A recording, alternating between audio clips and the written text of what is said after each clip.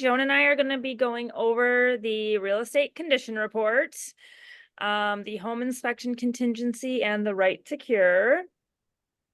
As always, stop at any time and ask questions. This one will be pretty straightforward. I'm not going to be going into, competitive offer writing, but if there are questions about that, please ask. But we're just going back to the basics here. So, let me get this to the side here. Okay. And then as a reminder too, if you guys could please mute yourselves. Just to avoid background noise. Okay, so first we're going to start with the real estate condition report. So again, the real estate condition report is required to be filled out by sellers in the state of Wisconsin. This is a Wisconsin statute. So this is independent of whether or not a home is listed by a firm. So any for sale by owners have to fill out the real estate condition report as well. And basically this is just a disclosure report allowing for a seller to disclose any defects that they are aware of on the property. So, and we'll just go over it in detail. So starting at the top, the condition report concerns the real property located at, and the, yeah. I have a partial screen. I don't know whether, Oh, interesting. I don't have your screen. Yeah, mine's just partial wiggly woggly. Looks really cool, but Does look cool. No, it's the start of the Zoom screen, but it's a kilter. Interesting. Okay, now is it back to the normal? It's just now on the gallery. Okay, cool. Let's figure it out here.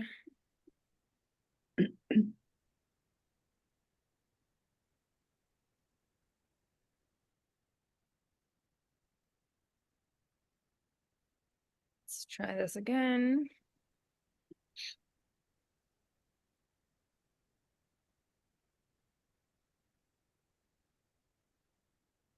Share screen.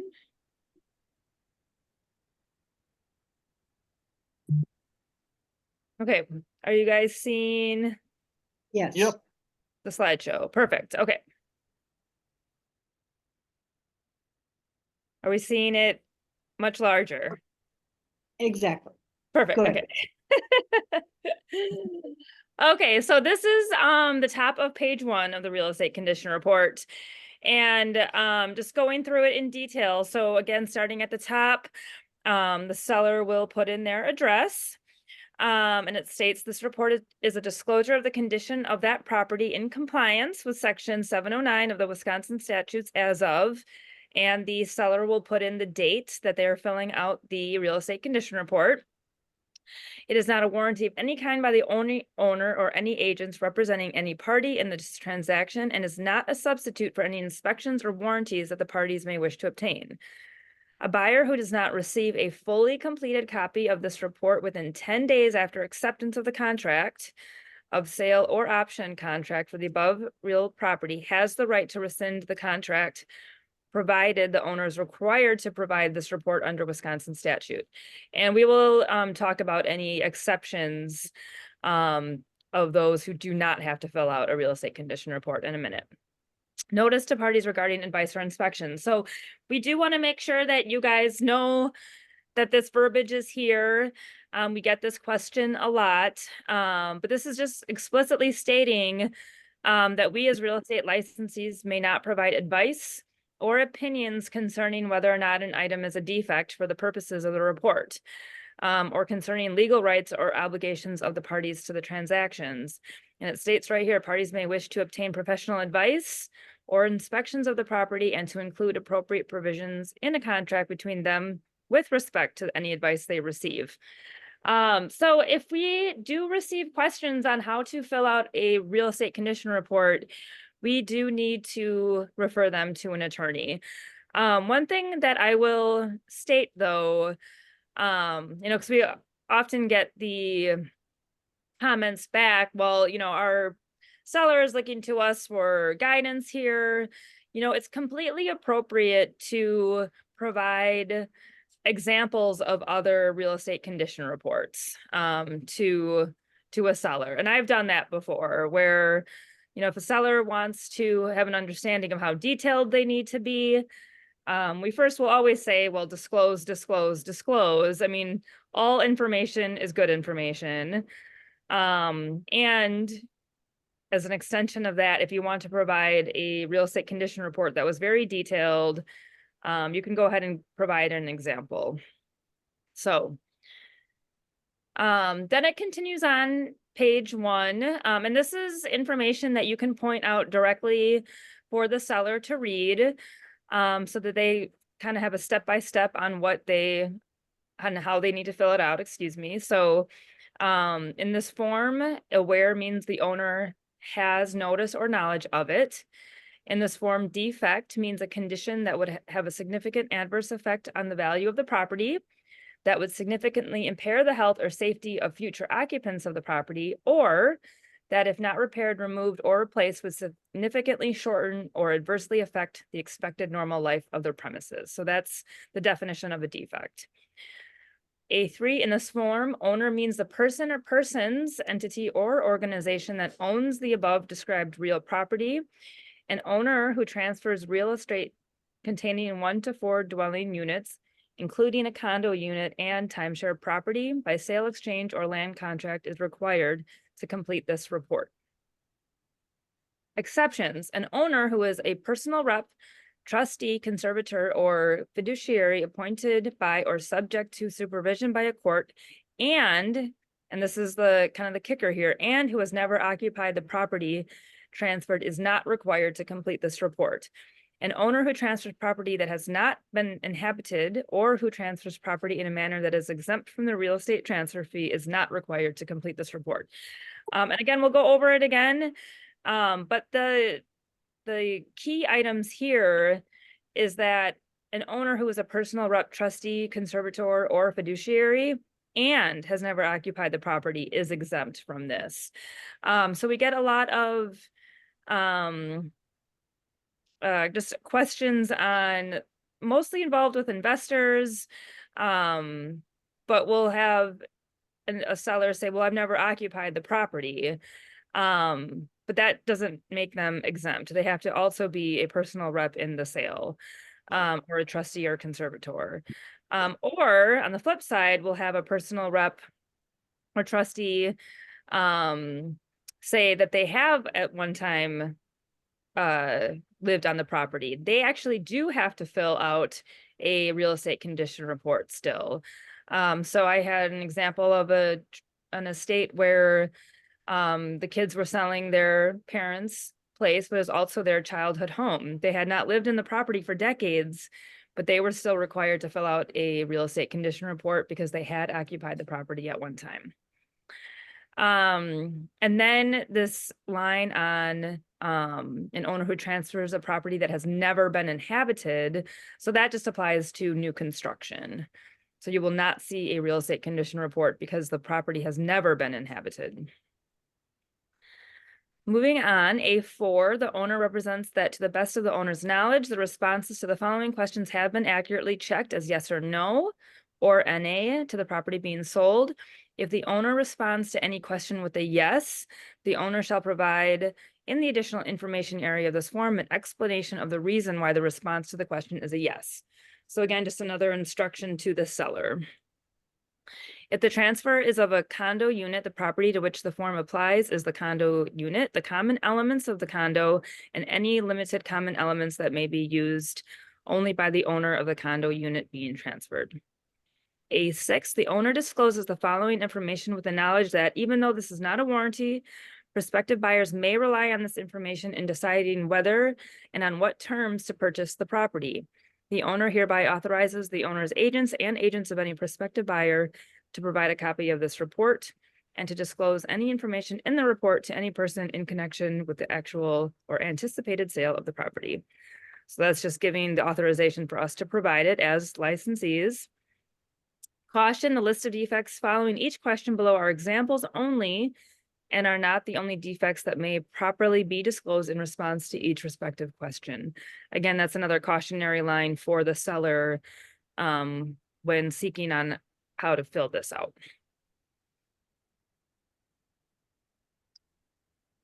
So in general, the broker is to inspect in all transactions, the broker, excuse me, is to inspect the property prior to listing it and to ask the seller for a written statement of the property condition, generally the real estate condition report. Seller completes the record according to the statutes, the directions and definitions in the record, and advice of the legal counsel as needed. Wisconsin Statute 709 requires a residential seller to complete the record, whether they are broker assisted or for sale by owner, or risk rescission of the offer to purchase. Wisconsin Statute 709 generally applies to all persons who transfer real estate containing 1 to 4 dwelling units. So just reiteration of what was spoken above on page 1. I like to highlight that this is not just another real estate form. This is a Wisconsin law. So you have to imply to the seller how important this document is, and it's required even if you're doing for sale by owner. Right. Then getting into rescission rights. So this is actually not, this is explicitly stated in the statute. We don't have this written down in the offer to purchase or in the actual real estate condition report. But if a completed record is given to the buyer before he or she submits an offer to the purchase, there will be no buyer rescission rights because they received it. They were able to review it prior to them writing an offer to purchase. If the buyer receives the real estate condition report that discloses a defect as defined in the real estate condition report after the buyer submitted an offer to purchase, the buyer may rescind the contract. And then the next lines are stated in the offer and in the record. A buyer can also rescind if he or she receives a record that is incomplete or incorrectly asserts that an item is not applicable, or if the record is not received within 10 days of acceptance. So there's 2 ways that a buyer may rescind. So the first one that is explicitly stated is if they don't receive the real estate condition report within 10 days of receiving, of getting an accepted offer, then those 2 business days following that, they may rescind the contract because they never received a real estate condition report. If they receive, and this is the question that Joan and I probably get more often, is if there is a real estate condition report that is received after the offer was accepted, and it was delivered in a timely manner, so within that 10 days, what are the buyer's rescission rights there? So if they do receive a real estate condition report and there is a defect named, a buyer may rescind, and a buyer's rescission must be in writing and delivered to the seller or the seller's agent within 2 business days after the buyer or the buyer's agent receives the real estate condition report. Or again, within 2 business days after the record was due. So they'll have 2 business days to review that record, determine if they want to rescind based off of what they found on that real estate condition report. Any questions on that? But we'll comment again, 9 times out of 10, you'll be receiving that real estate condition report prior to you even writing an offer. But it must be complete. Yes. Yeah, I kind of glossed over that. I didn't go into specificity on that. Because that came up for Joan and I about a year ago, I think. So if you receive a real estate condition report that is not complete, then the buyer may also rescind if it's not fully completed. So we as listing agents do have a duty. That's probably the one duty we do have, and as it relates to the real estate condition report, is when you receive it from the seller, make sure that every single box is accounted for. So whether that's yes, no, or non-applicable. If anything is missing, that could be deemed as an incomplete real estate condition report.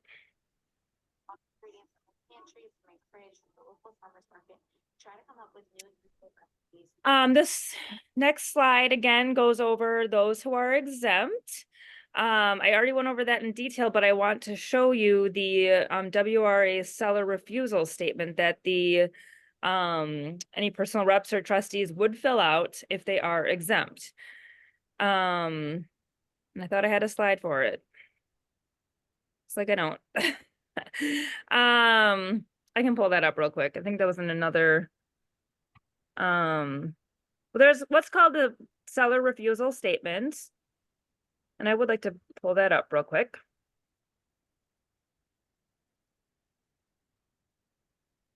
So if you have a seller who is exempt from filling out the real estate condition report,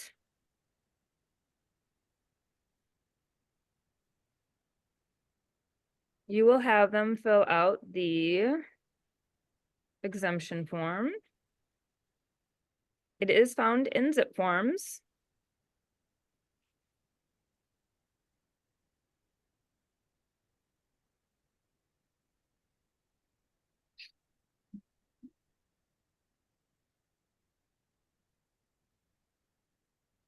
Oh, I've got it in here already.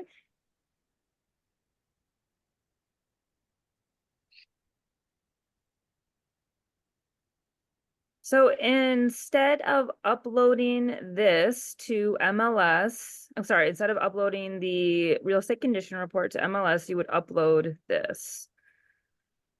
If I can find it.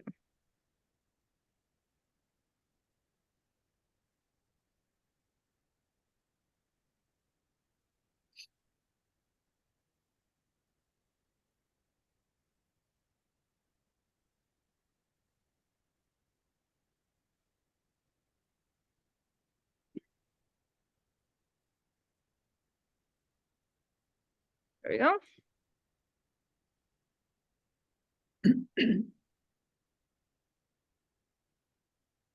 And this is what this form looks like. So, says check line 18 or line 24 as applicable. So you will have a seller who's actually, they're not necessarily exempt, but they just refuse to fill out a real estate condition report, and you'll have them check line 18. If they're not required, then they will indicate why they are not required. Seller will sign it. Buyers do not have to sign this. I would probably still make it a part of my practice for a seller or for a buyer to initial it to indicate that they saw it though. Okay.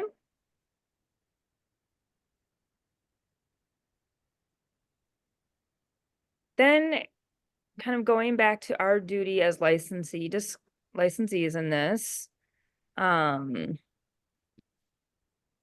terms of being a listing firm. So, as we had previously stated, we as licensees do have the obligation to tour the property, of course, and make any note of defects that we see.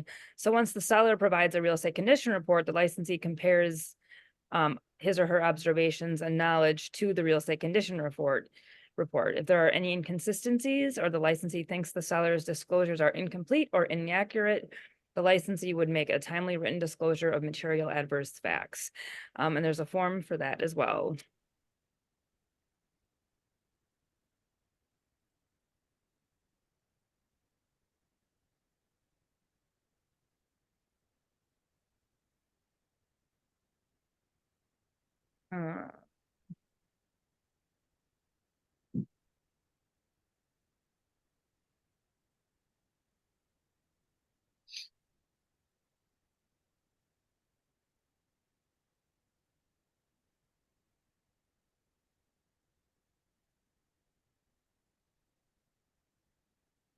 And this is the form that we as agents would use if we need to make our own disclosure. And we get the question, have we ever had agents have to do that? And yes, we have. For sure.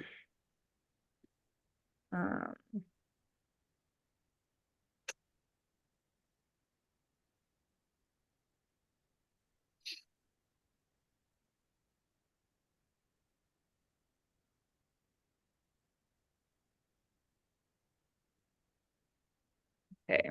So this is the form that you would fill out. I am licensed in the state of Wisconsin as a real estate broker. And then down here is where you would list anything that you deem material and need to disclose. You would send this to all parties in the transaction if you needed to fill this out. Generally, if you And- guys are going to have to fill these out, you'll be coming to Joan and I with questions. And this can be from the buyer's agent or the listing agent. Yes. Yeah, that's not definitely not just at the point of a listing agent touring the home and seeing any inconsistencies. If a buyer's agent sees their own inconsistencies, you know, either at the time of showing or if something happens, you know, at inspection, then a buyer agent for sure can fill out this themselves.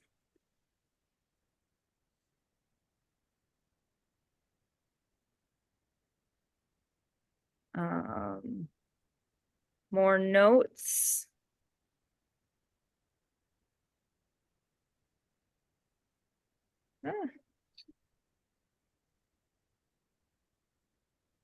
If a defect has been corrected, repaired, it is good business practice to record that information. Whoops.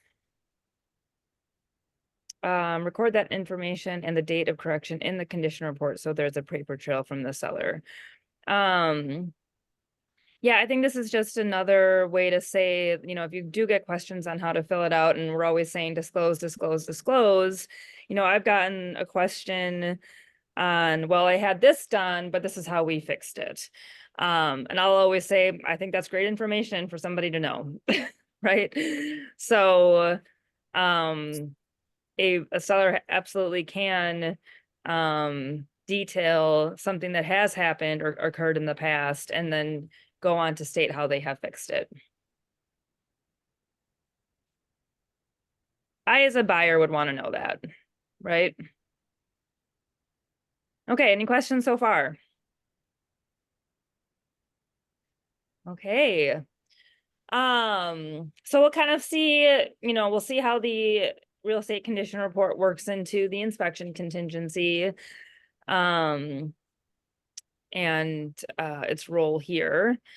But okay, so the inspection contingency, we always like to say, you know, it's the hardest, or point out, I should say, it's definitely the hardest contingency to get through. That's why it's like the first one up in the offer to purchase. If a buyer, if a transaction is going to fall apart, it's generally going to be through the inspection contingency.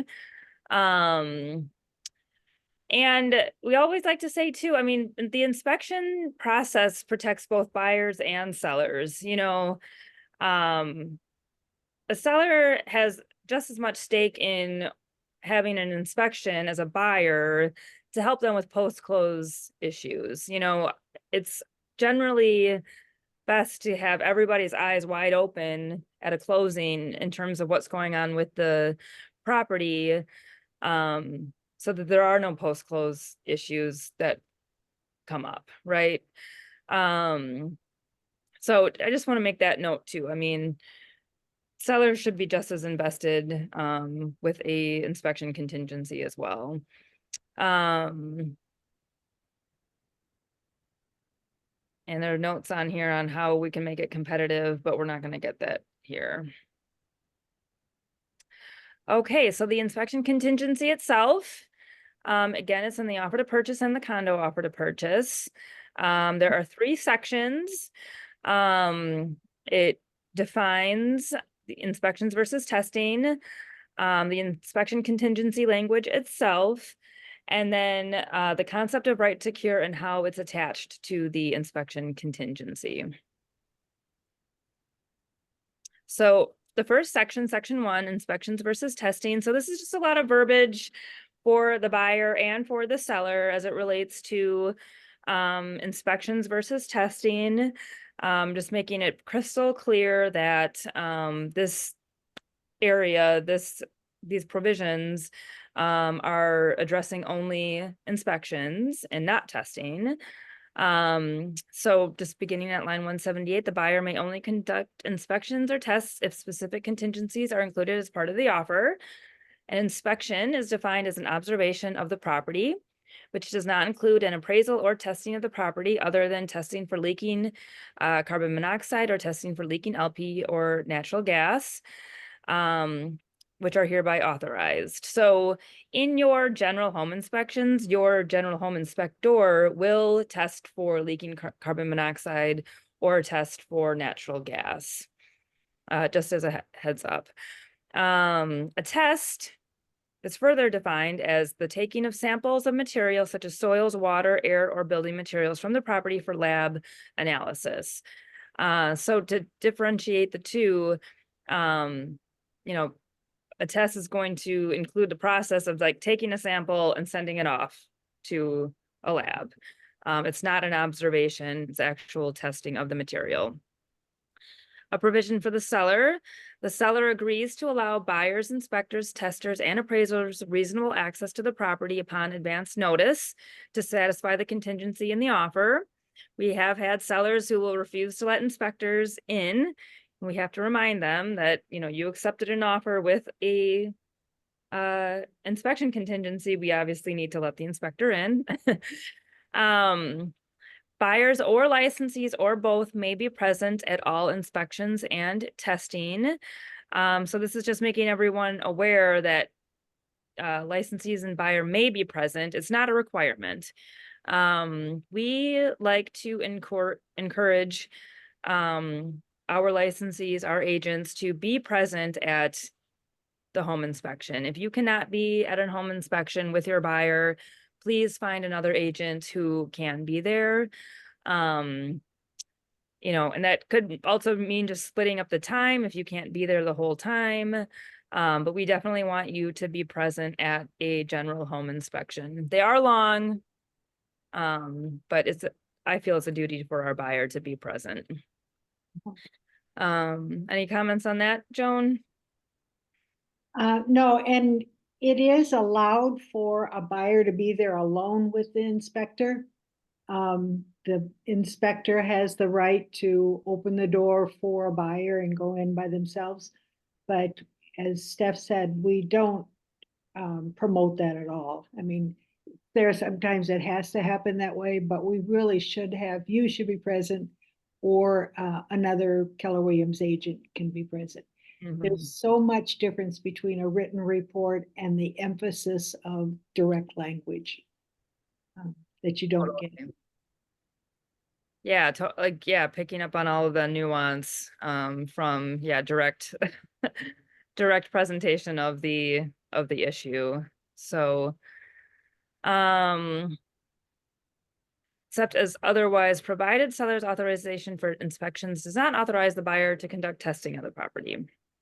Note, any contingency authorizing testing should specify the areas of the property to be tested, purpose of the test, any limitations on the buyer's testing, and any other material terms of the contingency. All of that is found in our addendum A's. FYI, which we'll be having a training on that next month. And I'll just also plug here, I think that Joan and I are going to have a consistent training on that. Just due to limitations of our accelerator training, and we'll kind of move those contracts to our portion in contract training. So we'll go over that next month for sure. Moving on, 189. So another provision for the buyer. The buyer agrees to promptly restore the property to its original condition after the buyer's inspections and testing are completed, unless otherwise agreed to with the seller. Buyer agrees to promptly provide copies of all inspections and testing reports to the seller. Seller acknowledges that certain inspections or tests may detect environmental pollution, which may be required to be reported to the DNR. I do have the buyer agreeing to promptly provide the copies of the inspection report to the seller highlighted. It should be your practice once you receive that inspection report, go ahead and just send it off to the listing agent. You can always let them know that you need to have discussions with your buyer You have yet to have discussions on your buyer on what the buyer's concerns are. But it's in everybody's best interest for all parties to have these reports in a timely manner, give everyone enough time to review them. They're very long reports. And we don't want to surprise anybody by delivering the inspection report along with an amendment, you know, the day before the deadline, right? So just promptly provide these inspection reports so that everyone has time to review them. I have a question for you, Steph, and it's a question we get regularly, I would say. How about drain tile? It's called drain tile testing, but there are actually no samples sent off to inspect a drain tile situation, whether it's leaking or cracked or being invaded by roots or whatever. So is it drain tile testing a required test or is it an inspection? I would put that under test because you're disrupting the property in a pretty major way. And I've seen if there's a testing contingency, I've seen people write in the drain tile test in the testing contingency lines. I think one good way to not kind of alarm a seller in terms of a drain tile test would be you could include it in the provision, like the additional provisions here, or like write drain tile test on, and we'll get to the next section on that further inspection lines, possibly. And I think just the point is that we're making sure that the seller agrees to it agrees to it up front if it's needed, right? Because if it's discovered that a drain tile test is required or recommended, I should say, we do have to get the seller on board for it then at the time of the inspection, the general home inspection. So do you agree with that? That we would probably, Yeah, I mean, it's necessary, and I've been in situations where the seller, refused to do a drain tile because it wasn't listed under testing. And, there was always a debate back and forth. Well, it's just an inspection. It's not a test per se, because it doesn't have to be sent off to a laboratory or. right. But when you get to other analysis of these materials, that's basically what they're looking for when they do a drain tile test. They're looking for an analysis of the drain tile and Yeah. whether it is clogged with roots or cracked or whatever. And as you said, it's a big disruption to the property too. Yeah. If you can do it up front, that's obviously the best. Or you can just specifically put it under testing and inspection. Mm-hmm. But if you don't know that it's a problem until you're well within your contract, you have a debate. Right. Right. Like you could just head off the debate altogether if you put it into the offer right away. Right. Yeah, thank you. Because, I've seen it both ways. Yeah, same. But and for those of you kind of wondering with drain tile, you have to like the holes along the perimeter are being cut into the floor of the basement. And if there's I don't think they'd be doing it like where there's carpet per se, but yeah, it's just a disruption to the home. So we should get that It has agreed. to be restored when it's Yes. Yeah. open. Okay, so that section is pretty straightforward. Then we move into the contingency itself. And within this contingency, so this is lines 193 to 215. There's a 3-point inspection contingency within this section too. And I'm gonna go through, I always like to say this when I'm teaching this, I'm gonna go through everything and we'll go through right to cure, and then we'll lay it out in practice, because it's not explicit on how this is all really mapped out in real practical application. So so just kind of bear with me because it's not going to make sense, but it will when we kind of talk about it in practice. So So again, contingency only authorizes inspections, not testing. So they like to say that over and over again. Bullet point 1. So this offer is contingent upon a Wisconsin registered or Wisconsin licensed home inspector performing a home inspection of the property after the date on line 1 of the offer to purchase that discloses no defects. The key takeaway here is that it has to be done by a Wisconsin registered or Wisconsin licensed home inspector. So Uncle Joe, who's really handy, cannot be the one performing the home inspection. Number 2, and this, I was just alluding to these lines earlier when we were talking about the drain tile. This offer is further contingent upon a qualified independent inspector or independent qualified third party performing an inspection of, and then here you're gonna list any additional property components or areas that you know that the buyer would like to have inspected right away. So that first part, additional property components or areas, there are property components that are outside the scope of a general home inspection. So like a swimming pool, a hot tub is one. That a general home inspector is just not going to make a part of his process. So, you know, if there is a swimming pool or a hot tub, you're going to want to have a contractor look at that separately. Or areas that you know that the buyer would like inspected right away. So I'm going to jump to bullet point 3 and come back to bullet point 2 to kind of explain that. So in bullet point 3, it says the buyer may have follow-up inspections recommended in a written report resulting from an authorized inspection, provided they occur prior to the deadline specified at line 206. Inspections shall be performed by a qualified independent inspector or independent qualified third party. So how those kind of tie into each other is of course a general home inspector is going to be looking at a roof and a foundation and a chimney, etc. But in order for a follow-up inspection to happen, or an independent inspection to happen, it has to be only done so per the recommendation of that general home inspector, as stated in bullet point 3.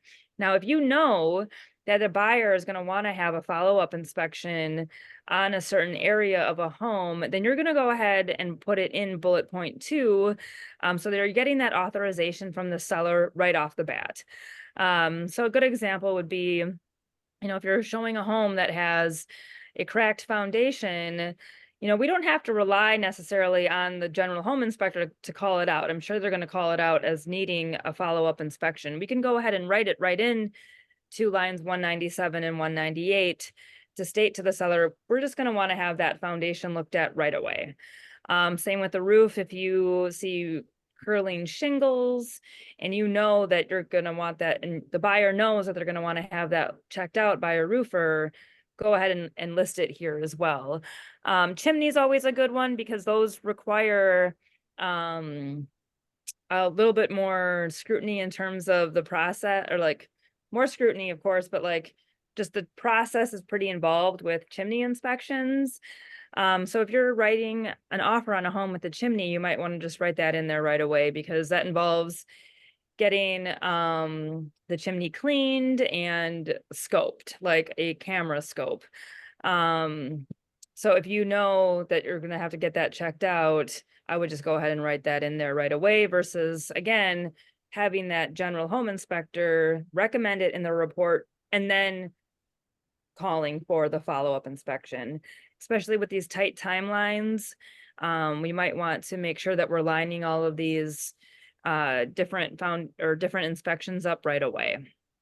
Okay.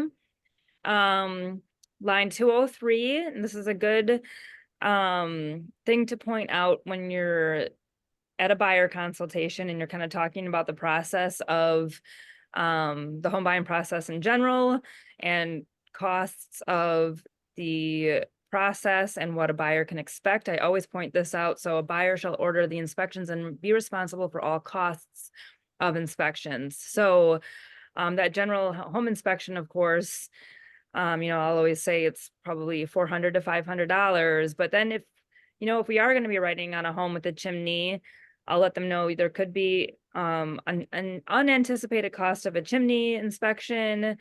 Those can be $250 to $300, and just kind of setting the stage for the buyer so that they are not blindsided by these costs, right?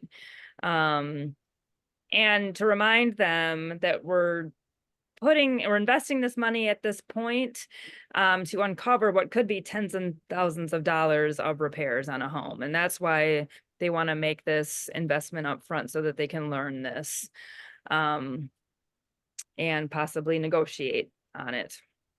Okay. One more comment about that. I have seen bigger,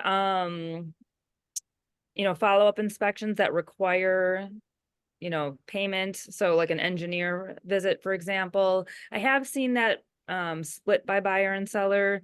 If an engineer is involved, sometimes that could get up to like $500 to $750. So I have seen buyer and sellers split kind of those more costly inspections. One more comment. And this is where you as a buyer's agent can shine, start building your list of contractors to call upon when you do need to have a follow-up inspection. So if you have a roof or a foundation, generally those are not going to cost the buyer more money. Those will be done by a contractor. They have an interest in earning business from a buyer potentially or a seller potentially. So oftentimes those will just be done for a buyer for free. And then an estimate will be provided. Okay. So now moving forward. I understand correctly, on line 197, when we write in those things, we can schedule those specialty inspections like or basically the same day as the general inspection. Totally. Yep. And ideally that's what you're doing. Yeah. So again, it's kind of just like those components of the home that you see like right away, like, oh yeah, I know that a home inspector is going to call that out. And I know my buyer, and this will be discussions with your buyer, but the buyer will say, yes, let's have that looked at. But then ideally you could line up all these contractors to come the same day as the general home inspection. Okay, perfect. I didn't know. Yeah. Yeah.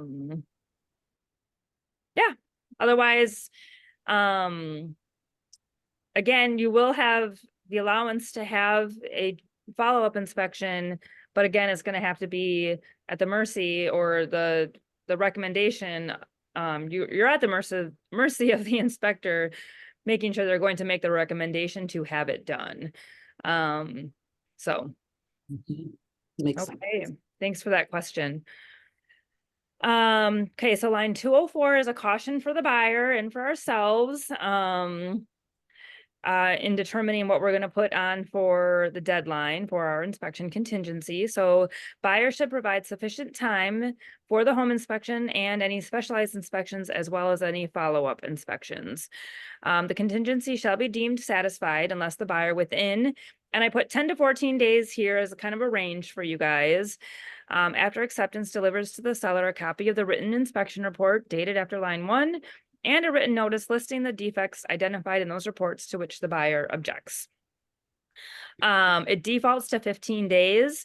The key takeaway here, though, is we want to make sure that we are leaving ourselves enough time to have the general home inspection, have any follow-up inspections, and negotiate the results of these inspections with the seller all before this deadline.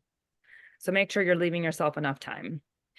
Line 209, caution, a proposed amendment is not a notice of defects and will not satisfy the notice requirement. More on that in a minute.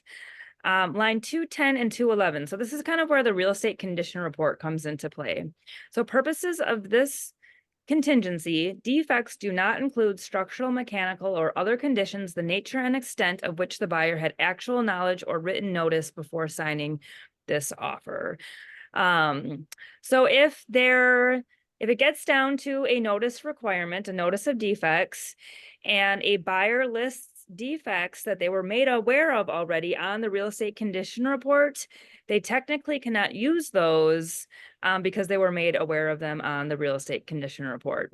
Where it gets gray is that what might be listed on a real estate condition report might not be the true nature and extent of which the buyer had actual knowledge. So what we usually run into more often than not is that whatever is written and disclosed on a real estate condition report is a symptom of a much larger problem. So, you know, if a seller discloses a roof leak, you know, that roof leak could likely turn into, through the general home inspection process, it will be discovered that that roof leak is just really a case for needing a whole new roof, or like a much more defective roof. So I just kind of want to put some peace of mind here to let you guys know that, you know, the buyer is acknowledging these the buyer is acknowledging the defects disclosed on a real estate condition report,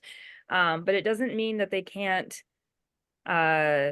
negotiate on what is disclosed, and it doesn't necessarily mean, and it doesn't mean that they're accepting what is listed on the real estate condition report. It's just information. And it could mean that whatever was disclosed could be a bigger issue. Okay. But I just want to point out those lines 210 to 211, and that's where things can kind of get gray. Yeah, that's the famous line, memorize it. Line 210, it's residential. In your drafting an offer, it's something you may cross out those lines 210, 211, meaning even though I was made aware in a real estate condition report of a certain defect, I can still use it as a defect in my notice to alert the buyer or the seller. So yeah, it's very important depending on what you know about the property before you write the offer. And I like that, striking those lines as Joan suggested, because then then it's crystal clear. You know, then everything is just still on the table. So as a buyer's agent, if you want to cross those lines out, go ahead. 212 through 215 just goes over the definition of a defect again. So again, you guys, it's a condition that would have a significant adverse effect on the value of the property, significantly impair the health or safety of future occupants, or if that is not repaired, removed, or replaced, would significantly shorten or adversely affect the expected normal life of the premises. Okay, so now we're going to get into the right to cure. Go on. Oh, yes, Leah. I wanna and Joan, you can correct me if I'm wrong, but Joan helped me one time with something that was on the condition report, but it wasn't revealed the extent of the problem. They kind of downplayed it, and our inspector found that it was much worse than what they had disclosed. Yep. So we were able to get some. Yeah, Yeah. to put that on a notice of defects, right? Because you learned what the real problem was, and that's the And defect. that phrase, nature and extent of which, is a very important phrase, because if it turns out to be much more damaging than the real estate condition reported, it's not to the nature and extent of which that defect affects the house. So that's why Leo was able to say, you know, using nature and extent of which. Yeah. It's worse. I feel more often than not that that's what happens, and that's what is the case.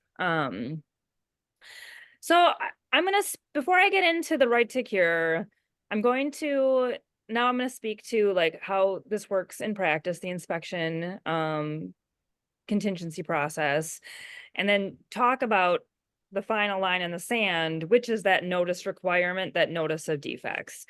So, you know, we're having our general home inspection, we're having our follow-up inspections, and we like to call this like the information gathering phase of the inspection period. You know, your buyer is learning all they can about the home, what the costs might be in terms of defects that were found in the general home inspection.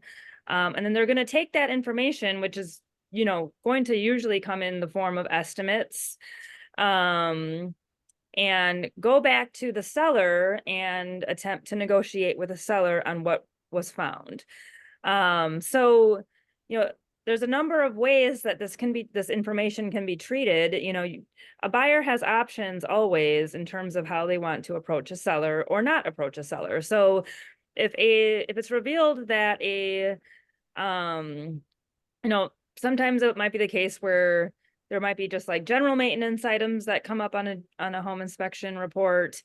But you know, nothing major at all. And a buyer might choose to say, okay, I'm fine with all of this. I'm going to waive my contingency and move forward with the offer. Move through to closing. You know, all of this stuff is stuff I can handle after closing. If it's the case where there is a major cost associated with some of these repairs, which is generally the case, or more likely, I should say, then the buyer may choose to attempt to negotiate with the seller, and they can come to them and say, you know, we have a compromised roof, foundation, and some electrical repairs that were discovered in this home inspection process, and I want to see you fix it, or give me a concession off the price, or maybe in the form of a closing cost credit so that I can fix it after closing myself. And there's just a myriad of ways in which a seller and buyer can work these things out. So again, it could just be seller agrees to fix it prior to closing. They can reduce the price. They can give a closing cost credit, as I have described. It can be a combination of all three of those things. You know, these are all things that can be worked out with the seller. And all of these things are going to be worked out with the seller via an amendment. So in that caution line on 209, a proposed amendment is not a notice of defects and will not satisfy this notice requirement. So the takeaway there is the form that we are going to be using to negotiate with the seller in this period is the amendment to the offer to purchase. And the hope is that buyer and seller will come to a meeting of the minds on the repairs that need to be made. Again, this is negotiating further back and forth between you and the listing agent. And again, you guys come to an agreement, inspection contingency is waived, and you're both moving through to closing. So the hope is that is what is happening always. If there is a breakdown in the negotiations, this is where the notice of defects comes into play. So the way that we want you guys to think about the notice of defects is that it is just like the final line in the sand. Buyer and seller cannot come to an agreement, so something else must be done, because that deadline is looming. And if the deadline comes and goes and nothing is worked out and no notice of defects is delivered, then that buyer is buying the home as is. And that would put you as a buyer's agent in a huge predicament if you let that inspection contingency deadline come and go without anything being worked out, or if no notice of defects is delivered. So how the notice of defects works is that, and how the right to cure is attached to this is who has the ability to kill the deal if a notice of defects gets delivered. So if there's a breakdown, again, in negotiations, if you guys can bear with us, hopefully I can get through this within the next 5 minutes. I should be able to. If the notice of defects is delivered, then how the right to cure works is if the buyer has not been given, if the buyer does not give the seller the right to cure in the offer to purchase, then the delivery of this notice of defects will automatically declare the offer null and void. If the seller does have the right to cure, then it maps out how the offer can play out if the seller does have the right to cure and the notice of defects is delivered. So If a buyer serves a notice of defects and the seller has the right to cure, then the seller now has the option on whether or not to kill the deal or not. So, if the seller chooses to, the seller could, quote unquote, cure all the defects that's named on that notice of defects and require the buyer to move through to closing. So I'll read the language now. But on line 216, you're going to indicate whether or not the seller shall or shall not have the right to cure. So if the seller shall have the right to cure, then you're going to strike shall not, so that you're leaving the word shall open. And likewise, if you're not going to give the seller the right to cure, you'll strike the word shall, so that the term shall not is left open. If the seller has the right to cure, the seller may satisfy the contingency by delivering written notice to the buyer within, and it defaults to 10 days, but I put in a range here. Delivering written notice to the buyer within 3 to 10 days after the buyer's delivery of the notice of defects, stating the seller's election to cure the defects. So they're going to elect the cure, and they're going to do that by writing that in another notice and delivering it back to the buyer. They're going to cure the defects in a good and workmanlike manner, and they're going to deliver to the buyer a written report detailing the work done no later than 3 days prior to closing. Again, the offer shall be null and void if the buyer makes timely delivery of the notice of defects and the seller does not have the right to cure. So again, now it's in the buyer's court to make that judgment call that the offer is null and void because they didn't give they didn't give the seller the right to cure. Or the offer will be null and void if the seller has the right to cure, but then the seller delivers written notice that the seller will not cure. So it's the seller making that decision. All right, I've seen that you want me to fix the foundation, the electrical, and the roof. I'm not going to fix any of those things, so I'm going to release you from the contracts. The offer shall be null and void if the seller does not timely deliver the written notice of election to cure. So just by the passage of this 3 to 10 days, if the seller just goes radio silent and does not indicate whether or not they're going to elect a cure, then just by the passage of that time, the offer will then become null and void. So again, the right to cure just maps out who has the right to kill the deal if this notice of defects is delivered. In practice, again, if you're, as a buyer's agent, are coming down to if you're coming down to the deadline and you and the buyer and the seller have not come to, and if buyer and seller have not come to an agreement, then you want to get this notice of defects off because you want this new deadline to kick in, and that the buyer is not now buying this house as is. Joan and I will always state too, that if the notice of defects is delivered, there's still an opportunity for the buyer and seller to negotiate after a notice of defects is delivered. I just want to make sure that that is clear. You'll rescind, you guys will talk to us if that's the case, but basically you'll come to an agreement as you normally would, but you'll also be rescinding this notice of defects in that language. But key takeaway is that there is still opportunity for negotiation. The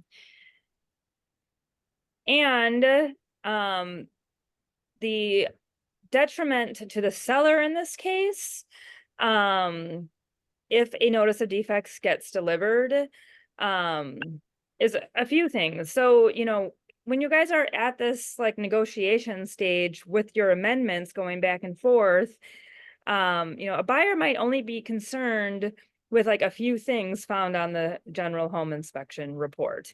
If it gets down to a notice of defects and the buyer wants out, that 3 defect punch list that they were willing to go to the seller and work out with them might turn into like a 10 bullet point notice of defects, because now they're saying to the seller, all right, well, you weren't willing to work with me over here on these 3 things. Now I want you to fix all 10 of these things or let me out of the deal. So that's why it's not in a seller's best interest to receive the notice of defects.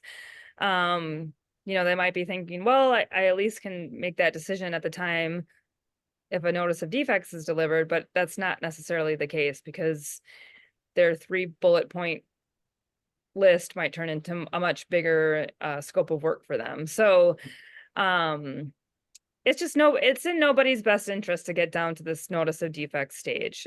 We hope that it can all get worked out at the amendment stage. So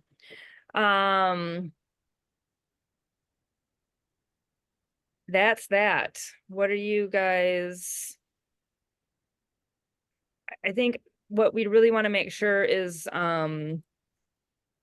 pointed out here, and takeaway here is if you're new and you're going through the inspection contingency and you're coming upon day 10 of a 12-day inspection contingency deadline, make sure that you're reaching out to Joan or I or to the contract helpline, and being really aware of that home inspection deadline, right?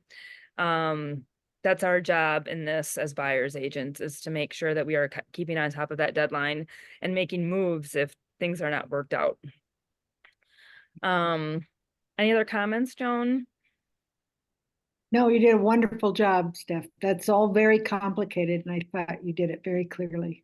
It is complicated, you guys, and like it, and we always like to say too, like it takes a while to kind of understand the home inspection contingency because it can just be mapped out and played in all different ways, right? So it's like hard to kind of get a grasp on it just by reading that language.